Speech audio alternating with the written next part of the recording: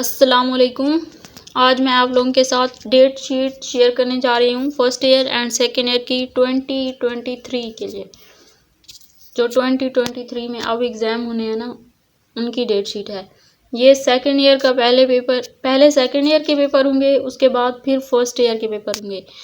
Second year का पहला paper 22 मई को होगा इंग्लिश का, 24 मई को कंप्यूटर साइंस, 25 मई केमिस्ट्री, 27 मई बायोलॉजी या मैथ, 29 मई को फिज़िक्स, 31 मई को उर्दू और 2 जून को पाकिस्तान स्टडी। और फर्स्ट ईयर वालों का 6 जून को इंग्लिश का पेपर होगा, 8 जून को कंप्यूटर साइंस, 9 जून को केमिस्ट्री, 12 जून को फिज़िक्स, 15 जून को बायो एंड मैथमेटिक्स, 17 जून को इस्लामिक एजुकेशन, 19 जून को उर्दू, 20 जून को तर्जमातुल कुरान मजीद। तो यहाँ पे हमारा आज का लेक्चर होता है ख़त्म। अगर आप मेरे चैनल पर न्यू हैं तो चैनल को ज़रूर सब्सक्राइब कर दें। अगर वीडियो अच्छी लगे तो लाइक करें, अपने दोस्तों के साथ शेयर करें। मिलते हैं नेक्स्ट वीडियो में, तब तक के लिए अल्लाह हाफिज़।